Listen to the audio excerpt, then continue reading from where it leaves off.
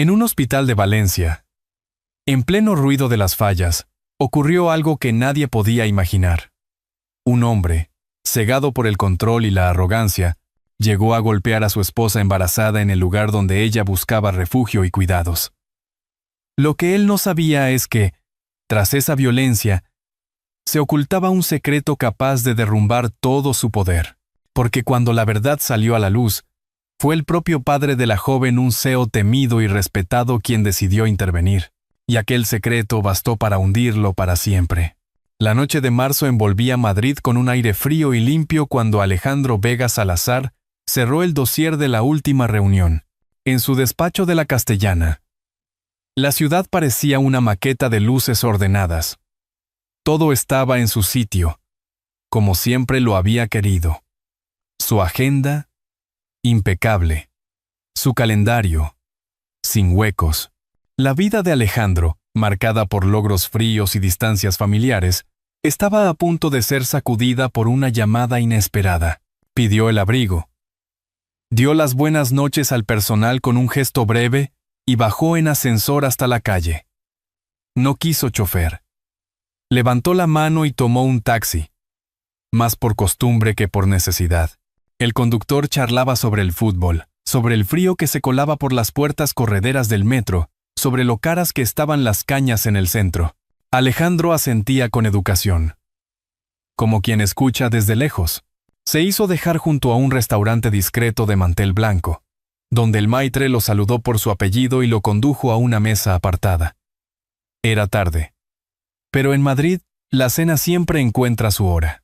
Pidió un Rioja que conocía de memoria y una merluza suave. Masticó despacio, más atento a la sala que al plato. En la mesa de al lado, una familia ocupaba el aire con risas pequeñas. Un niño que se peleaba con la corteza del pan. Una abuela que pedía otra servilleta. Un padre que contaba cómo la jefa le había cambiado la reunión 3 veces. El rumor de esa cotidianidad le llegó cálido, casi extraño. Alejandro bajó la mirada hacia sus propios cubiertos. En su mesa sobraba espacio y faltaba conversación. Cuando el camarero se acercó con la sonrisa profesional de cada noche, preguntó: ¿Quiere postre, señor? Alejandro negó con la cabeza, y la negativa sonó más cansada que elegante. Pidió un café cortado. Le gustaba ese gesto.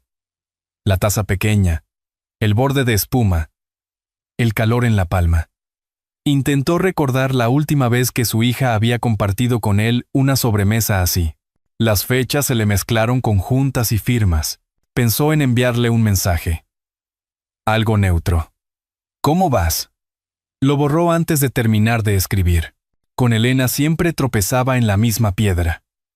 Una prudencia que llegaba tarde. Un afecto que no sabía por dónde empezar. Terminó el café y miró por el ventanal. Coches que pasaban rumbo a la Castellana. Gente con bufandas. Una pareja que salía del cine con un folleto doblado en el bolsillo. Madrid seguía, ajena a su orden perfecto y a su soledad metódica. Pagó la cuenta, dejó una propina discreta y, al ponerse el abrigo, sintió una punzada antigua. No era tristeza, era la intuición de haber postergado demasiado. Bajó los escalones hacia la calle cuando su móvil vibró. El nombre de Elena apareció en la pantalla como una fotografía que uno había guardado mal. Descolgó de inmediato, con una torpeza que no le era propia. ¿Elena? La voz que respondió no llegó entera. Se filtraba por el auricular como si cruzara un pasillo largo, como si tuviera que pedir permiso a cada palabra para salir. Le dijo que estaba en Valencia, que había ido al hospital para un control, que todo estaba bien. Pero la frase se peleó con el silencio. Y en el silencio se adivinaba algo que no quería ser nombrado. Él preguntó con cuidado, para no asustar a quien ya estaba asustada. Ella evadió, bajó el tono, dijo que era tarde, que al día siguiente hablarían con calma. La mesilla de la entrada devolvía el reflejo blanco de la pantalla. Y Alejandro se vio a sí mismo, con el gesto rígido de los retratos empresariales. Intentó sostener la conversación con ideas de padre tardío. «Puedo ir. Dime el nombre del médico. ¿Quieres que llame a tu madre?», se corrigió sin decirlo. «¿Quieres que hable con Patricia?». Elena emitió un «no hace falta» leve. Tan leve que más que negar, parecía pedir permiso para colgar. Él oyó un murmullo de fondo. Algo metálico. Quizá una máquina. Quizá un ascensor. Y entonces comprendió que no era una simple revisión. «Elena», dijo. «¿Estás segura de qué?». La línea crujió. Ella repitió que estaba bien, que necesitaba descansar. El local se había quedado casi vacío. El camarero recogía sin ruido, pasando el paño húmedo por un brillo que ya estaba limpio. Desde la calle llegaba un aire que olía a pan de madrugada. A Alejandro le pesó de golpe el tiempo no vivido. Cumpleaños en los que había aterrizado tarde. Cenas en las que había firmado un contrato en lugar de preguntar cómo estaba su hija. En el cristal, su reflejo era el de un hombre a quien todos pedían decisiones, pero a quien nadie pedía compañía. No insistió. No quiso empujar la puerta que Elena no podía abrir esa noche. Y tampoco se permitió la huida de mirar a otro lado. La escuchó respirar, cortito, como midiendo el esfuerzo de cada palabra. Se despidieron con una educación que hubiera resultado ejemplar en una sala de juntas y triste en cualquier hogar. Cuando la llamada terminó, quedó en el aire un latido sin nombre. Una cuerda tensada entre Madrid y Valencia. Alejandro, acostumbrado a controlar todo, cuelga el teléfono con un presentimiento que no sabe explicar. El presentimiento de Alejandro se conecta con la situación real de su hija Elena. En la ciudad, los ninots aguardaban su destino entre luces y pasacalles. Y el aire llevaba ese olor dulzón de buñuelos con chocolate que se mezcla con la pólvora. A unos kilómetros del bullicio de Ruzafa, el Hospital Universitario La Fe respiraba otro ritmo. Puertas automáticas, pasillos que brillaban, voces bajas que pedían silencio. Elena llegó con un abrigo fino, la bufanda mal anudada, y una bolsa pequeña con lo justo. Agua, un libro que no conseguía abrir, la tarjeta sanitaria. Saludó a recepción con un buenas tardes tímido y subió con calma, como quien intenta no despertar el miedo. La doctora Patricia Morales la esperaba con una sonrisa profesional que no ocultaba la calidez. Le acomodó las manos para tomar la atención. Conectó el monitor y dejó que el latido dibujara su música en la pantalla. «El bebé va bien», dijo. «Pero tú necesitas bajar revoluciones». Elena asintió sin argumentos, agradecida por esa frase que sonaba a permiso para descansar. Desde la ventana alta se oía un eco lejano de Mascletá, como un corazón gigante que ordenara la ciudad en ráfagas. A media tarde, Jaime apareció con un ramo de flores discretas y una chaqueta impecable. Saludó a todo el mundo con soltura, preguntó por horarios, sonrió a las auxiliares y se inclinó hacia Elena con un beso rápido en la frente. Su amabilidad era pulida como el mármol de la entrada. Las palabras, demasiado medidas. «He venido en cuanto he podido», anunció. «Ya sabes que esta semana es infernal en la bodega». Tomó la mano de Elena sin apretarla. Y, mientras le contaba anécdotas del trabajo, deslizó preguntas que parecían inocentes. ¿Quién la había acompañado? ¿Qué había dicho exactamente la doctora? ¿A qué hora le habían puesto el monitor? Elena contestaba corto, cuidando los bordes de cada frase. Patricia entró con su bata clara y un «buenas noches» suave. Revisó los datos, anotó cifras y propuso algo que sonó a abrigo. «Sería bueno que, en cuanto podamos, pases unos días en Madrid, con tu familia. Dormir, pasear despacio, comer ligero». Jaime sonrió, pero sus ojos no acompañaron el gesto. «Madrid también tiene estrés», bromeó. «Y más para Alejandro». La doctora no discutió. Explicó con calma que el cuerpo de Elena pedía serenidad, y que la serenidad, muchas veces, es el sitio donde a una la cuidan sin mirar el reloj. Elena miró la sábana y respiró hondo, como si la frase hubiera encontrado una silla libre dentro de ella. El hospital seguía su coreografía. Un carrito metálico que cruza. Alguien que pide otra almohada. Una risa contenida cerca del control de enfermería. En la cafetería, un hombre mojaba churros en un vaso de chocolate como si no existiera el invierno. Elena probó un sorbo de agua con pajita, sintiendo que cada pequeño gesto encajaba mejor cuando nadie le exigía una explicación. Jaime comentaba titulares del día. La subida del precio del vidrio. La visita de un distribuidor francés. Parecía hablar para llenar el aire, para que no quedara sitio a los silencios. Cuando Patricia propuso un breve paseo por el pasillo, Jaime se adelantó para abrir la puerta. El pasillo lucía limpio, con esa luz que devuelve a las cosas su contorno exacto. Al fondo se oía el ascensor y, más allá, la ciudad celebrando. Elena caminó despacio, una mano sobre el vientre, siguiendo el compás que el monitor había marcado. Jaime se acercó, bajó la voz, y en ese gesto de confidencia que tanto convence a los extraños, dejó caer una frase como quien coloca una ficha en la mesa. No decidas nada sin decírmelo. ¿Vale? Todo esto, lo nuestro, ya sabes.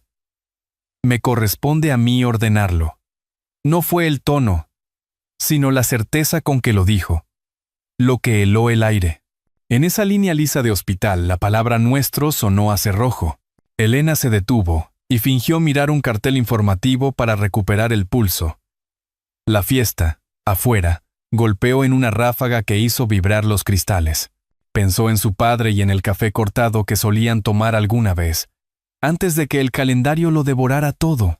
Pensó, por primera vez en mucho tiempo, que tal vez la calma estaba donde siempre había temido volver. Patricia, que observaba a una distancia prudente, se acercó con naturalidad y le propuso sentarse en una zona de espera. Jaime sonrió. Volvió a mencionar la bodega y ofreció traerle un zumo. Elena agradeció. Sin más, el regreso a la habitación fue lento y silencioso. Lauren, la auxiliar, dejó una manta fina a los pies de la cama y comentó que en la calle se estaba formando una cola para comprar buñuelos. Si te apetece, guardo alguno para mañana, dijo guiñando un ojo. Elena sonrió por fin, con una sonrisa mínima que se le parecía. Era raro. Incluso las palabras más sencillas parecían poner un poco de orden. Jaime miró el reloj como quien calcula la salida de un vuelo. Dijo que bajaría a hacer una llamada. Patricia aprovechó para sentarse un minuto junto a Elena. No estás sola, afirmó, sin dramatismos. Mañana vendré temprano. Y si necesitas hablar con tu familia, puedo organizarlo sin ruido. Elena volvió a asentir. No prometió nada. Se quedó mirando el ramo, bien colocado sobre la mesita. Tan perfecto que no parecía de casa. Al cerrar la puerta, el pasillo recuperó su música baja. Pasos con suelas de goma. Ruedas que no chirrían. Avisos comprimidos en un pitido breve. Entre la máquina de bebidas y el ascensor, un hombre con uniforme azul marino había seguido la escena a distancia, cuidando de no invadir. Su rostro era de esos que aprenden a leer lo que la gente calla, porque la noche hospitalaria enseña a escuchar de otra manera.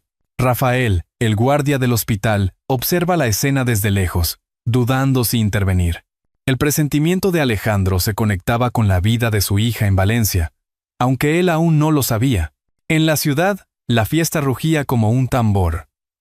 Mascletas que hacían temblar los balcones. Niños con bengalas. Parejas que compartían churros en la plaza del ayuntamiento. Dentro del hospital, el silencio tenía otro peso. Elena descansaba recostada, la manta recogida hasta el pecho, los ojos abiertos sin mirar del todo. Rafael, de pie cerca de la máquina de café, observaba con discreción cómo Jaime se marchaba con paso rápido, una sombra de satisfacción en el gesto, como quien se cree dueño de la situación. Rafael miró de nuevo a la joven. Recordó los titulares que había visto alguna vez sobre su padre. Ese magnate de Madrid que aparecía en las páginas de economía. Siempre distante.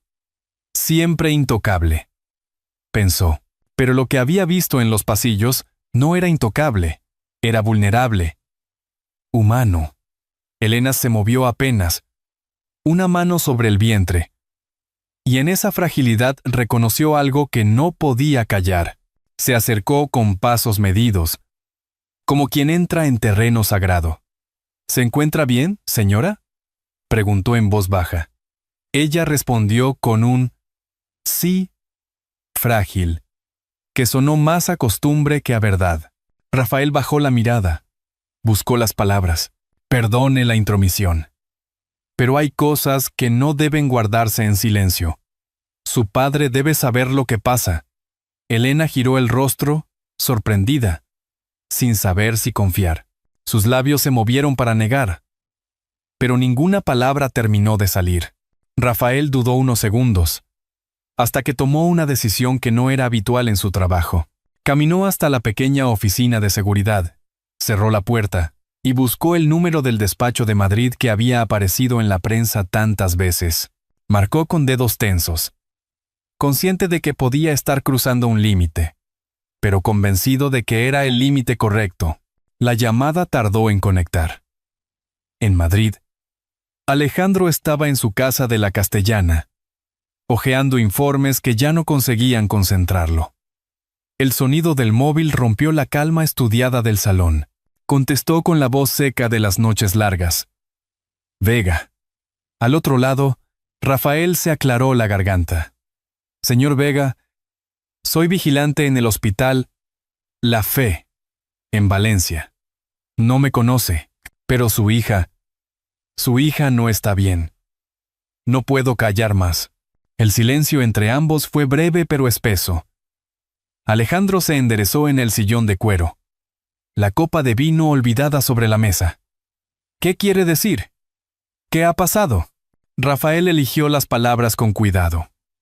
No puedo dar detalles por teléfono. Pero su estado no es el que ella le cuenta. Necesita a su familia. Necesita a usted. Alejandro miró hacia la ventana. La Gran Vía brillaba con los carteles luminosos de medianoche. De repente, todo su orden se desmoronó como un dominó silencioso. El hombre que solía planear cada movimiento, que nunca aceptaba sorpresas, sintió un peso nuevo en el pecho. No era una negociación ni una inversión. Era un llamado distinto. Imposible de delegar. Cruzó el salón. Tomó las llaves de su coche con la decisión de quien no pregunta dos veces. La soledad que había acariciado como rutina le pareció por primera vez insoportable. Recordó la voz cortada de Elena, el silencio incómodo de la llamada anterior, y comprendió lo que siempre había evitado reconocer. Había llegado el momento de estar. De verdad, aunque fuera tarde. Rafael escuchó cómo la respiración de Alejandro cambiaba al otro lado del hilo telefónico. Una pausa larga. Luego un murmullo firme. Alejandro se levanta de su sillón de cuero en Madrid. Mira por la ventana hacia la Gran Vía iluminada. Y murmura, voy a Valencia esta misma noche. La madrugada todavía guardaba restos de pólvora en el aire cuando un coche oscuro se alejó de Valencia rumbo a Madrid. Alejandro conducía con las manos firmes en el volante, la mirada fija en la carretera A3. Elena, en el asiento trasero, intentaba dormir. Se había recostado con la cabeza apoyada en el cristal, pero los pensamientos eran demasiado ruidosos para dejarla en paz. El paisaje se deslizaba. Estaciones de servicio iluminadas como islas. Camiones que rugían. Carteles anunciando pueblos que pasaban de largo. El silencio entre padre e hija llenaba el habitáculo como una tercera presencia. En una de esas paradas breves, Alejandro sugirió descansar unos minutos. El área de servicio estaba medio vacía, con una cafetería abierta y un televisor encendido en un canal de noticias. Pidió un café con leche y un bocadillo de jamón. Colocó la bandeja sobre la mesa pequeña, invitando a Elena a probar un poco. Ella aceptó un sorbo de café. Y ese gesto mínimo le recordó a él cuando era niña, y solía pedir solo un poquito de lo que comía su padre. Alejandro, que siempre había hablado de negocios y de contratos, no encontró palabras adecuadas para llenar ese espacio. Le preguntó por el embarazo, por cómo se sentía, sin insistir demasiado. Elena contestó con frases cortas, sin mirarlo demasiado, agradecida por la pausa pero aún distante. De nuevo en la carretera, Alejandro probó otro tono. Recordó las tardes en que ella aprendía a montar en bicicleta en el Parque del Retiro. Caíste tantas veces. Y siempre te levantabas con un genio tremendo. ¿Te acuerdas? Elena sonrió apenas, sin quitar la vista del paisaje nocturno. Era la primera sonrisa sincera que él le veía en mucho tiempo. Y por un momento creyó que la distancia podía empezar a achicarse. La llegada a Madrid fue silenciosa. El amanecer pintaba de gris las fachadas de la Castellana cuando el coche entró en el garaje de la mansión. La casa, imponente y cuidada, se ofrecía como un refugio. Pero a los ojos de Elena resultaba fría, demasiado grande. Subió despacio las escaleras, sintiendo que cada habitación vacía multiplicaba el eco de sus pasos. Alejandro la acompañó hasta un cuarto preparado para ella. Una cama amplia, cortinas claras, fotos antiguas enmarcadas de paisajes de Segovia. Todo ordenado, todo impecable. Pero sin huella de vida cotidiana. Mientras Elena se acomodaba, la doctora Patricia, que había viajado antes para coordinar el cuidado, llegó con un maletín discreto. Revisó su tensión. Le recomendó reposo absoluto y habló con Alejandro sobre rutinas sencillas. Comidas ligeras, paseos cortos. Evitar discusiones. La serenidad es medicina, dijo antes de marcharse. Elena escuchó sin protestar, como quien agradece que otro organice lo que ella ya no puede.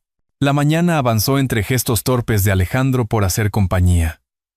Le propuso desayunar juntos. Le habló de su madre cuando era joven. Intentó recordar anécdotas familiares. Elena escuchaba, pero su silencio tenía un filo. Hasta que, en un momento en que el sol entraba tibio por la ventana del comedor, las palabras se rompieron. Elena dejó la taza sobre el plato y lo miró con lágrimas contenidas. Siempre elegiste tus negocios antes que a mí. La frase salió con una calma dura, sin necesidad de gritar. Alejandro sintió que le arrancaban años de excusas y silencios. Intentó hablar, justificar, explicar que lo hacía por asegurar el futuro. Pero se calló. Entendió que las justificaciones eran muros. Y lo que ella pedía era lo contrario. Elena lloró sin contenerse, con un llanto antiguo que llevaba demasiado tiempo guardado. Alejandro, de pie, se acercó torpemente. No era el empresario que dirigía consejos de administración. Era un padre buscando un gesto que lo redimiera. Puso una mano sobre su hombro, y en ese contacto sencillo cabía toda la disculpa que no sabía decir en frases largas. Las lágrimas fueron cediendo. Y en ese silencio, Alejandro encontró el valor de prometer algo distinto. Con la voz baja, sin grandilocuencia, pronunció despacio: «Esta vez no pienso fallarte». La tarde en Madrid estaba teñida por una lluvia persistente que golpeaba los ventanales del despacho de Alejandro. Las luces de la Castellana parecían borrosas, como si también ellas dudaran en mantenerse encendidas. Sobre la mesa de roble, junto a un portafolios de cuero, reposaba una carpeta sellada que Marcus Torres Álvarez había dejado hacía apenas unos minutos. El detective privado, serio y preciso, había llegado con su paraguas aún goteando. Había aceptado un café solo, y había pronunciado una frase que lo cambió todo. Esto lo cambia todo. Señor Vega. Alejandro no abrió la carpeta enseguida. Paseó por el despacho, mirando los retratos familiares que colgaban de las paredes. Imágenes congeladas en tiempos donde todavía parecía posible la cercanía. En una de ellas Elena tenía apenas 10 años, con un vestido azul y una sonrisa que ya no recordaba ver. El contraste entre aquel rostro infantil y la mujer cansada que dormía en la habitación de huéspedes le apretó el corazón. Finalmente, respiró hondo y levantó la tapa de cartón. Dentro encontró los documentos que Marcus había reunido: informes médicos, fotografías, análisis de ADN. El veredicto era contundente. Jaime no era el padre del niño que Elena esperaba. El aire se le quedó atrapado en la garganta. No sabía si sentir alivio, rabia o una mezcla de ambas cosas. Las manos, que tantas veces habían firmado acuerdos millonarios sin temblar, ahora titubeaban sobre unas hojas que pesaban más que cualquier contrato. El sonido de pasos en el pasillo interrumpió su confusión. Elena, envuelta en una bata clara, entró con cautela. Había oído voces. Había percibido la tensión. «¿Qué pasa, papá?», preguntó con la voz suave, aunque la sospecha ya le rondaba en la mirada. Alejandro cerró la carpeta a medias, dudando entre protegerla de la verdad o entregársela de inmediato. Marcus, que seguía de pie cerca de la puerta, intervino con respeto. «Señorita, quizá deba escuchar esto también». Elena se quedó inmóvil, como si la habitación se hubiera reducido a un punto. Alejandro abrió la carpeta y la colocó frente a ella. No pronunció explicaciones. Solo dejó que los papeles hablaran. Elena bajó la vista. Leyó despacio las líneas que confirmaban lo que siempre había temido en secreto: que Jaime la había engañado también en lo más íntimo. Las lágrimas le nublaron la vista, pero no cayeron enseguida. «Entonces, nunca podrá reclamarlo», murmuró con un hilo de voz. Alejandro se acercó. Le sostuvo el brazo con delicadeza. «Este niño será siempre de nuestra familia», dijo, con una firmeza que no le había escuchado nunca. Elena lo miró, buscando contradicciones en su rostro, pero lo que encontró fue una seguridad nueva, casi desconocida. Marcus asintió, guardó sus notas y dejó claro que estaba dispuesto a testificar cuando hiciera falta. «La justicia necesita pruebas. Y aquí están», aseguró. Al salir, dejó tras de sí un silencio distinto, un vacío que no era frío, sino espacio para la decisión. Elena se sentó en el sillón grande, abrazando sus rodillas como cuando era niña. Por primera vez en mucho tiempo, permitió que la idea de un futuro sin miedo se abriera paso en su mente. Alejandro la observó en silencio, comprendiendo que la batalla no estaba solo en los tribunales, sino en la reconstrucción de la confianza entre ambos. La lluvia seguía cayendo sobre Madrid, pero dentro del despacho la promesa de un nuevo comienzo se hacía más clara. Alejandro la mira con ojos húmedos. «Este niño será siempre de nuestra familia». El cielo de Valencia amaneció gris, pero la ciudad vibraba con el estruendo de las fallas. Mientras en la plaza las mascletas sacudían balcones y turistas, la ciudad de la justicia reunía un silencio expectante. Alejandro y Elena entraron juntos. Él, traje oscuro y paso firme. Ella, con gesto sereno pese al cansancio. A su lado, Patricia le ofrecía apoyo discreto. Rafael aguardaba al fondo, observando sin ser visto. Jaime apareció con sonrisa tensa, acompañado de su abogado. Saludó con suficiencia, pero sus dedos inquietos lo traicionaban. Apenas comenzó la sesión, acusó a Elena de inventar historias para quedarse con lo mío. Elena se levantó. Su voz, al principio suave, fue creciendo con cada palabra. Durante meses callé por miedo. Hoy, ya no. Este hijo no es un trofeo ni una moneda de cambio. Es mi vida. Y la defenderé. El silencio en la sala fue absoluto. El abogado de Alejandro presentó los documentos. Marcus expuso los análisis con calma. El juez hojeó las pruebas y asentía lentamente. Jaime perdió la compostura, golpeó la mesa y gritó conspiraciones. La máscara se rompió en público. Alejandro se colocó junto a su hija, posó la mano sobre la de ella. No hizo falta decir más. El juez declaró la protección para Elena y restringió a Jaime cualquier contacto. La justicia se pronunció con la misma claridad que un cañonazo de pólvora. Padre e hija salieron del tribunal cuando afuera un mascletá estalló con fuerza. Entre humo y chispas, Elena apretó la mano de Alejandro. «Gracias por estar». Él respondió con la voz emocionada. «Ya nunca más volveré a faltar». La sentencia se dicta. Elena obtiene protección legal. Afuera, un mascletá estalla. Como símbolo de liberación. Al final de aquella travesía, cuando los fuegos artificiales de las fallas se confundían con el eco de un fallo judicial, quedaba en el aire una certeza más fuerte que el estruendo de la pólvora. La vida siempre ofrece segundas oportunidades. Alejandro, que había sido un hombre marcado por la distancia y el silencio, descubrió en los ojos de su hija que el verdadero poder no estaba en las empresas ni en los títulos, sino en la capacidad de pedir perdón y de empezar de nuevo. Y Elena, después de meses de miedo y dudas, encontró en la mano firme de su padre un refugio donde reconstruir la confianza y el valor. En esa unión tardía, rota y cosida de nuevo, se revela la gran lección. El amor, cuando es sincero y sin condiciones, tiene la fuerza de cambiar destinos. No hay fortuna que valga tanto como una mesa compartida, ni éxito que pueda sustituir el calor de una sobremesa con quienes amamos. Cada gesto de cuidado, cada palabra de consuelo, es como el aceite que mantiene viva la lámpara en la ventana. Humilde, silencioso, pero capaz de alumbrar las noches más oscuras de nuestra existencia.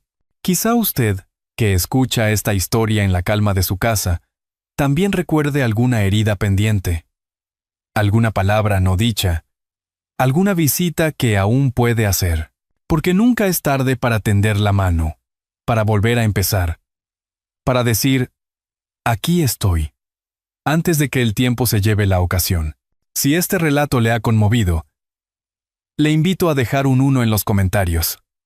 Si cree que pudo contarse de otra manera, marque un 0 y comparta su opinión. Si este relato le ha conmovido, bien conmovido, le invito a dejar un 1 en los comentarios. Lo importante no es la perfección del cuento, sino la conversación que abre en cada corazón.